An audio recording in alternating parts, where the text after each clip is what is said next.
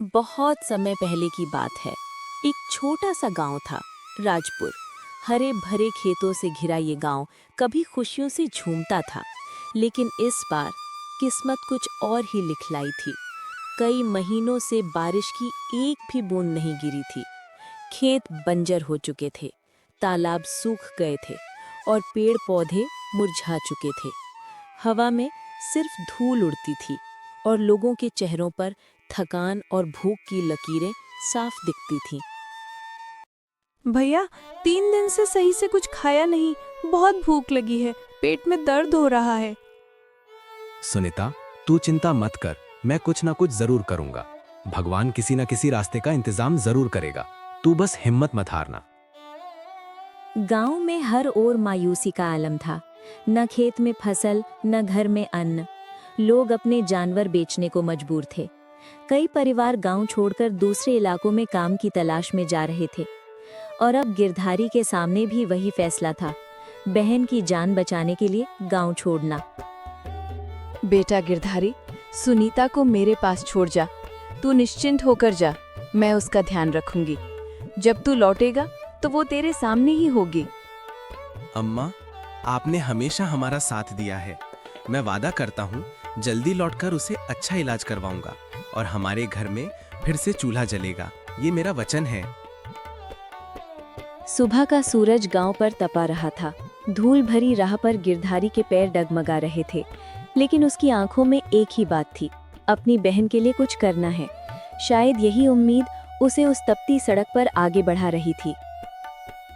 मुझे डर तो लग रहा है, लेकिन सुनीता के लिए मुझे मजबूत बनना होगा। चाहे कुछ भी हो जाए, मैं हार नहीं मानूंगा। राजापुर अब गिरधारी के पीछे था। आगे अनजान रास्ते, अनजान लोग और कई मुश्किलें, पर एक मजबूत इरादा उसके दिल में जलती लौ की तरह था। अपनों के लिए कुछ कर गुजरने का इरादा। गिरधारी कई मील पैदल चल चुका था। सिर पर चिलचिलाती धूप थी। गर्म जमीन पर नंगे पांव चलना जैसे अंगारों पर चलना हो। पैरों में छाले पड़ चुके थे, होंठ सूख गए थे, लेकिन उसके इरादों की आग अब भी बुझी नहीं थी। बस थोड़ा और हिम्मत रख गिरधारी, सुनीता तेरे इंतजार में है, तुझे हारना नहीं है। रास्ता लंबा था, ना कोई छांव ना कोई पानी। कभी वो किसी सूखे पेड़ के नीचे कुछ देर को बैठ जाता, फिर उठ खड़ा होता, जैसे कोई अदृश्य ताकत उसे आगे बढ़ा रही हो। अम्मा ने कहा था रास्ता आसान नहीं होगा, पर मैं गिर नहीं सकता। मुझे सुनीता को बचाना है। उसका चेहरा पसीने से भीगा हुआ था। आंखों में थकान थी, मगर उन आंखों में एक चमक भी थी, उम्मीद की चमक। कई दिनों तक इसी तरह चलते चलते उसने कई गांवों को पार किया, और फिर एक दिन वो पहुंच गया सुजानपुर गांव में, जहां चारों ओर हरे भरे खेत थे, कुएं में ठंडा पानी और लोगों के चेहरों पर रौनक। ये नजारा उसके गांव की वीरानगी से बिल्कुल उल्टा था। वाह, कितना सुंदर गांव है। ये खेत, ये हरियाली, जैसे सपना हो। काश हमारा राजपुर भी ऐसा ही होता। ए भैया, कौन हो तुम? यहाँ नए लगते हो। जी, मैं दूर के गांव से आया हूँ, काम की तलाश में। वहाँ सूखा पड़ा है, घर में खाने तक का इंतजाम नहीं है। बाप रे, इतनी दूर अकेले पैदल? चलो, पहले पानी पी लो और कुछ देर छांव में आराम कर लो। भगवान आपका भला करे। कई दिनों बाद ठंडा पानी पीने को मिला है। गिरधारी के थके कदमों को अब थोड़ा सहारा मिला था। सुजानपुर के लोगों ने उसका दिल से स्वागत किया। उन्हें शायद पता भी न था कि इस अनजान यात्री की आंखों में कितनी कहानियां छुपी थीं। रात यही रुको बेटा, कल सुबह शहर जाने वाली बैलगाड़ी निकलेगी। अगर चाहो तो उसमें बैठ जाना। धन्यवाद चचा, आपने तो मेरे लिए भगवान जैसा काम कर दिया। अब मैं शहर जरूर पहुंचूंगा। सुजानपुर में एक रात की छांव ने गिरधारी को न केवल आराम दिया, बल्कि उसके हौसले को और मजबूत कर दिया। अब वो जानता था, मंजिल भले ही दूर हो, मगर वो उसे पा सकता है। कभी कभी एक गिलास पानी, एक इंसान की मुस्कान किसी की जिंदगी का सबसे बड़ा सहारा बन जाती है। सुजानपुर के लोगों की दया ने गिरधारी को नया जोश दे दिया। सुजानपुर में सुबह का समय बड़ा ही सुहावना था।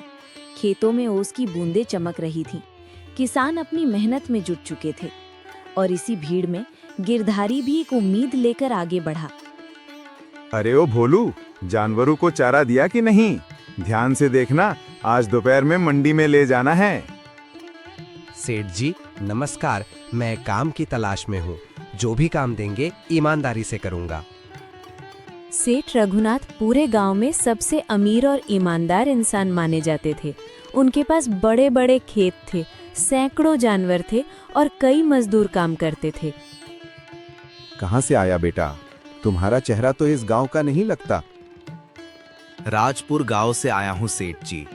वहाँ अकाल पड़ा है, खेत सूख गए हैं, तालाबों में पानी नहीं रहा, अब खाने को भी कुछ नहीं है, इसलिए काम की तलाश में निकला हूँ। बड़ा बुरा वक्त चल रहा है वहाँ। अच्छा किया जो तू इधर आ गया। मेहनती हाथों की यहाँ हमेशा कदर होती है। सेठ जी अगर मुझे कोई भी काम दे दें तो मैं जी जान से लगा दूंगा, चाहे खेतों में हो, जानवरों के साथ हो या किसी और काम में। ठीक है बेटा, अगर तू सच्चे दिल से काम करेगा तो मैं तुझे खाना और रहना दोनों दूंगा। मेहनत का फल कभी बेकार नहीं जाता। धन्यवाद सेठ जी, आपने तो मुझे जैसे नया जीवन दे दिया। मैं अपनी पूरी ताकत लगा दूंगा। यूं गिरधारी की नई जिंदगी की शुरुआत हुई। गाय भैंसों की सेवा में, खेतों की मेड़ पर मेहनत में और हर सुबह सूरज के साथ नए सपनों में। राजपुर में हमने सब कुछ खो दिया था, लेकिन शायद यहीं से मेरी जिंदगी फिर से बन सकती है। बस मेहनत करनी है और खुद पर भरोसा रखना है। गांव के लोग धीरे धीरे गिरधारी को पहचानने लगे। उसका व्यवहार नम्र था और मेहनत में कोई कमी नहीं थी। वो हर काम मुस्कुराते हुए करता और शायद इसी में उसकी ताकत थी। अरे भाई, तू तो बड़ा मेहनती निकला। सेठ जी भी तुझसे खुश है। मेहनत ही तो मेरा सहारा है भैया, मेरे पास और है ही क्या। कभी कभी जिंदगी की सबसे बड़ी शुरुआत एक छोटे से मौके से होती है। गिरधारी के लिए वो मौका सेठ रघुनाथ के छत के नीचे मिला था और अब वो एक मजदूर नहीं बल्कि अपने सपनों की पहली सीढ़ी पर चढ़ चुका था। दिन ब दिन गिरधारी की मेहनत पूरे गांव में चर्चा का विषय बन गई थी। सुबह सूरज निकलने से पहले वो काम पर लग जाता और रात होने तक थमता नहीं था। उसका पसीना खेतों में जैसे जान डाल रहा था। देखो देखो, इस छोरे ने तो खेत में जान ही डाल दी। जहाँ पहले खरपतवार थी, अब वहाँ हरी भरी फसल झूम रही है। सही कहा भाई, ऐसा जोश तो हमने सालों में किसी मजदूर में नहीं देखा। इसका नाम तो अब पूरे गांव में हो गया है। गांव वाले अब गिरधारी को बाहरी नहीं मानते थे। उसने सबका दिल अपनी सादगी और मेहनत से जीत लिया था। सेठ रघुनाथ भी दिन ब दिन उस पर भरोसा करने लगे थे। गिरधारी, तू अब सिर्फ मजदूर नहीं रहा, तू मेरा परिवार जैसा है। तेरी ईमानदारी और मेहनत देखकर मन खुश हो जाता है। सेठ जी, आपका भरोसा ही मेरी ताकत है। जब सब दरवाजे बंद थे, आपने मुझे काम और सहारा दिया। अब जिंदगी में एक ही मकसद है, इस भरोसे को कभी टूटने नहीं दूंगा। तेरी तनख्वाह बढ़ाई जाती है और हाँ, अब तू सिर्फ खेत में नहीं, गौशाले का भी जिम्मेदार होगा। ये काम मैं सिर्फ किसी भरोसेमंद इंसान को देता हूँ। सेठ जी आप निश्चिंत रहें, मैं अपनी जान लगा दूंगा। गिरधारी अब खेतों से लेकर गौशाले तक हर काम को अपने दिल से करता था। धीरे धीरे उसकी मेहनत गांव में मिसाल बन गई। अरे देखो, जो खेत सूखे पड़े थी, आज वहाँ गेहूं लहरा रहा है। सच में मेहनत सब कुछ बदल सकती है। और फिर वो दिन भी आ गया जब आसमान में पहली बार काले बादल छा गए। गांव के लोग आसमान की ओर देखने लगे, जैसे सूखी धरती को नई जिंदगी मिलने वाली हो। धन्यवाद भगवान, तूने हमारी मेहनत रंग ला दी। पहली बारिश की बूंदों ने खेतों में जैसे जादू कर दिया। मिट्टी महक उठी, पौधे झूमने लगे और लोगों की आंखों में उम्मीद की रोशनी फैल गई। गिरधारी की आंखों में भी नमी थी, शायद उसे अपने गांव की याद आ रही थी। देख गिरधारी, तेरी मेहनत रंग लाई है। अब ये खेत फिर से सोना उगलेंगे। नहीं सेठ जी, ये खेत आपका है, लेकिन इसकी जान तो पूरे गांव ने मिलकर डाली है। मैं तो बस एक मजदूर हूँ जिसने ईमानदारी से अपना फर्ज निभाया। इसी नम्रता में छिपी थी गिरधारी की असली ताकत। वो काम से बड़ा बनना चाहता था, नाम से नहीं, और यही बात सबके दिल में जगह बना रही थी। जब मेहनत और भरोसा एक साथ चलें तो सूखी धरती भी हरी हो जाती है और दिलों के बीच दीवारें गिर जाती हैं। जिंदगी का सफर हमेशा आसान नहीं होता। गिरधारी के माथे का पसीना सूख भी नहीं पाया था कि किस्मत ने उसे एक और परीक्षा के लिए बुला लिया। एक दिन गांव से एक बूढ़ा डाकिया आया। उसके हाथ में एक पुराना मुड़ा हुआ पत्र था। बेटा गिरधारी, तेरे घर से खत आया है, बहुत जरूरी लगता है। जल्दी दीजिए काका, मेरी सुनीता ने भेजा होगा। भैया, मेरी तबीयत बहुत बिगड़ गई है। दवा बहुत महंगी है। अम्मा कहती हैं कि अब कुछ समझ नहीं आता। मुझे बहुत डर लग रहा है भैया। गिरधारी की आंखों में आंसू छलक पड़े। जिस बहन की मुस्कान के लिए उसने गांव छोड़ा था, अब वही जिंदगी और मौत से लड़ रही थी। नहीं, मैं उसे ऐसे नहीं छोड़ सकता। मैं और मेहनत करूंगा, हर हाल में दबा के पैसे जुटाऊंगा। उस रात गांव सो चुका था, लेकिन गिरधारी खेत में अकेला काम कर रहा था। ठंडी हवा में उसके माथे से पसीना टपक रहा था।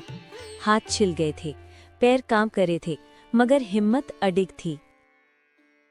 मेरी बहन को कुछ नहीं होगा, मैं उसे ठीक कराऊंगा, चाहे इसके लिए अपनी जान ही क्यों ना लगानी पड़े। कभी कभी प्यार और जिम्मेदारी इंसान को इतना मजबूत बना देती है कि वो अपने दर्द को भूल जाता है। गिरधारी भी अब दर्द नहीं, सिर्फ अपनी बहन की जिंदगी देख रहा था। कई महीनों की कड़ी मेहनत, पसीने और आंसुओं के बाद गिरधारी ने 6200 रुपए जोड़ लिए थे। वही पैसे जो उसकी बहन की जान बचा सकते थे। लेकिन उस वक्त गांव में एक और डर ने लोगों की नींद उड़ा दी थी, चोरी का डर। अगर ये पैसे चोरी हो गए तो मेरी सुनीता, उसका इलाज सब खत्म हो जाएगा। बेटा चिंता मत कर, तू चौधरी की हवेली में पैसे रख दे। वहां पहरेदार हैं, दीवारें ऊंची हैं और कोई चोर वहां जाने की हिम्मत नहीं करेगा। सेठ की बात सुनकर गिरधारी ने अपने पोटली में रखे पैसे कसकर बांधे। उसने मन ही मन भगवान से प्रार्थना की, हे भगवान, बस मेरी बहन को बचा लेना। फिर वो पैदल ही चौधरी की हवेली की ओर चल पड़ा। चौधरी गांव का सबसे चालाक जमींदार था। उसका बोलना मीठा था, लेकिन आंखों में कुछ और ही कहानी छिपी रहती थी। हवेली के बड़े दरवाजे पर 2 पहरेदार खड़े थे और भीतर चौधरी हुक्के की गुड़गुड़ाहट में मगन बैठा था। अरे गिरधारी बेटा, आ इधर बैठ। क्या बात है, इतनी रात गए? चौधरी जी, ये मेरी कई महीनों की मेहनत की कमाई है। 6200 रुपए सुनीता के इलाज के लिए जोड़े हैं। सेठ जी ने कहा कि आपके हवेली में पैसे रख दूं तो सुरक्षित रहेंगे। अरे बेटा, तेरे जैसे ईमानदार मजदूरों के लिए मेरा घर भगवान के मंदिर से कम नहीं। रख दे ये पैसे, यहाँ से एक पत्ता भी हिल नहीं सकता। चौधरी जी, मेरे खून पसीने की कमाई है ये, इसे संभाल कर रखिएगा। अरे बेटा, तेरे पैसे अब मेरी जिम्मेदारी हैं। तू निश्चिंत होकर अपनी मेहनत जारी रख। गिरधारी के लिए ये एक राहत का पल था, लेकिन उसे क्या पता जिस इंसान पर उसने भरोसा किया है वही उसके विश्वास की सबसे बड़ी परीक्षा बनने वाला है। कभी कभी जिंदगी में असली खतरा बाहर नहीं, वहीं छिपा होता है जहां हमें सबसे ज्यादा भरोसा होता है। जिंदगी में सबसे बड़ा घाव वो होता है जो अपनों पर भरोसा करके खाया जाए। कई महीनों की और मेहनत के बाद जब गिरधारी को अपने गांव लौटकर बहन का इलाज कराना था, वो चौधरी की हवेली पहुंचा, उसी भरोसे के साथ जिससे उसने पैसे वहां रखे थे। चौधरी जी नमस्ते, मैं अपने पैसे लेने आया हूँ। याद है ना, 6200 रुपए मेरी बहन के इलाज के लिए। कौन से पैसे? तो क्या बकवास कर रहा है? कौन से पैसे मतलब? आपने ही तो कहा था तेरे पैसे मेरी जिम्मेदारी है। आप ही की हवेली में रखे थे मैंने। कोई गवाह है तेरे पास? कोई कागज, कोई सबूत? बिना सबूत के पैसे मांगता है मुझसे? चौधरी जी, मेरे खून पसीने की कमाई है वो। मेरी बहन की जान उस पैसे पर टिकी है।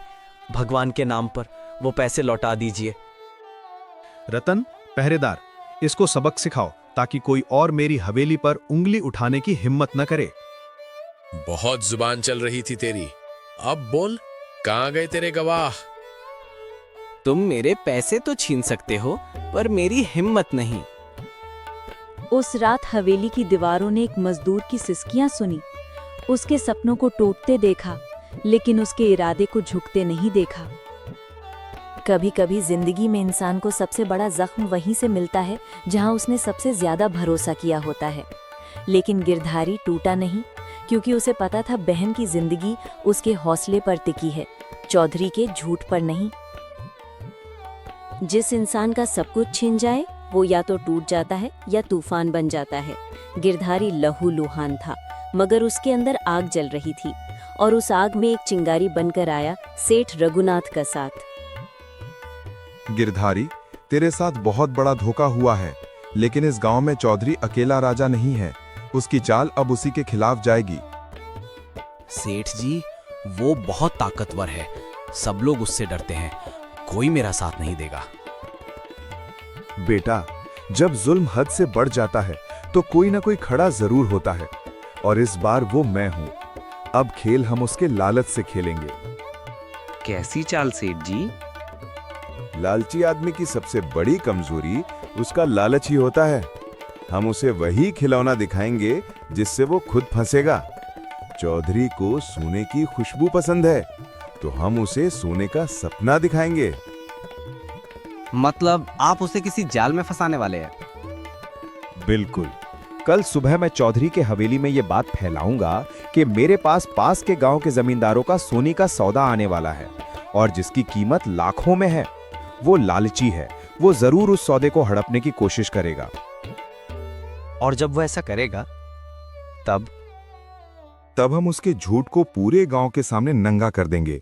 उसके हवेली में नकली सौदा और छुपे हुए गवाह होंगे। उसके लालच में वही सबूत निकलेगा जो तेरे पास नहीं था। कभी कभी जुल्म से लड़ने के लिए ताकत नहीं, दिमाग चाहिए, और अब चौधरी के लिए असली खेल शुरू होने वाला था। हर शेर को गिराने के लिए शिकार नहीं, एक दिमाग चाहिए।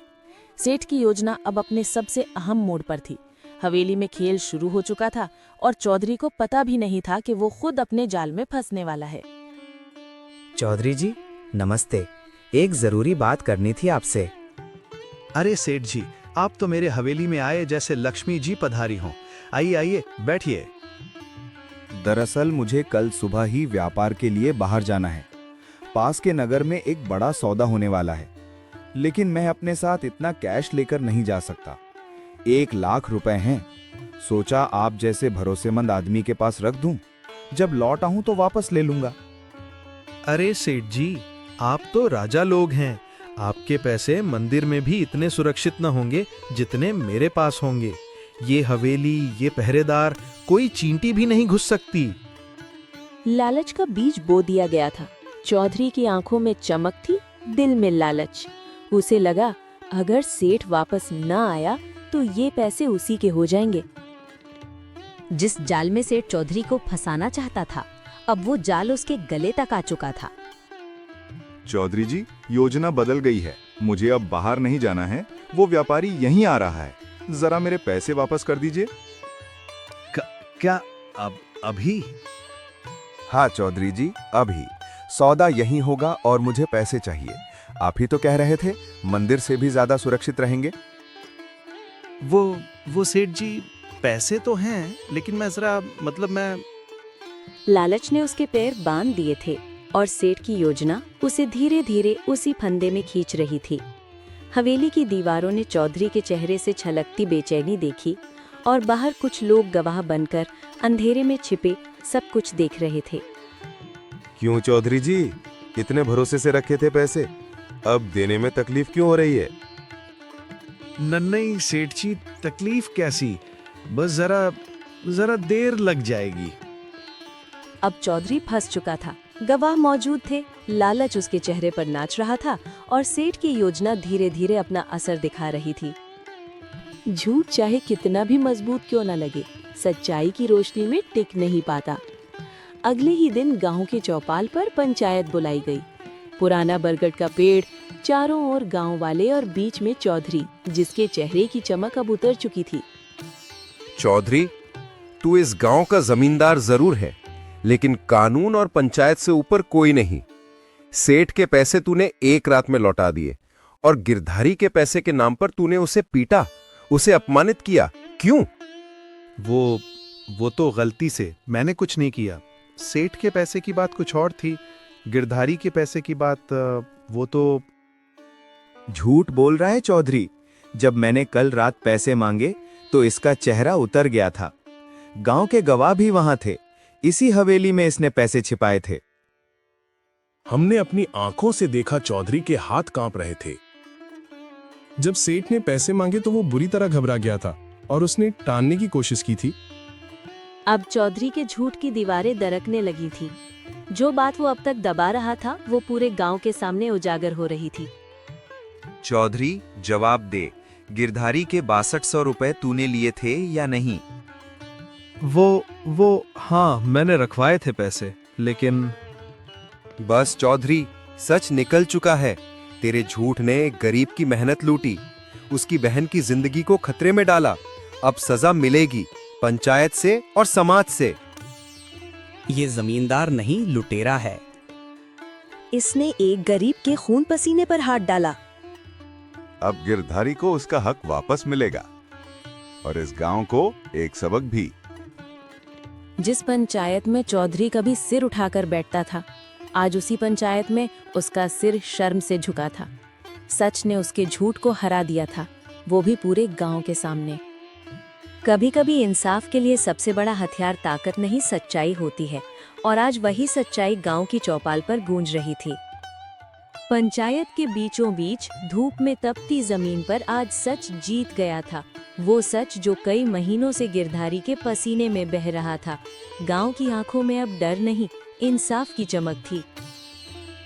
चौधरी, तुमने गरीब मजदूर का हक मारा, मगर सच ज्यादा देर तक छुप नहीं सकता। तुम्हें उसका हर 1 रुपया लौटाना होगा और पूरे गांव से माफी मांगनी होगी। मुझसे गलती हो गई, मैंने लालच में अंधा होकर सब कुछ भुला दिया। माफ कर दो गिरधारी। मुझे तुझसे नफरत नहीं चौधरी, बस मेरा हक चाहिए। बाकी भगवान सब देख रहा है। तूने हिम्मत नहीं हारी गिरधारी। सच्चाई की लड़ाई आसान नहीं होती, मगर जीत हमेशा उसी की होती है जो सच्चा होता है।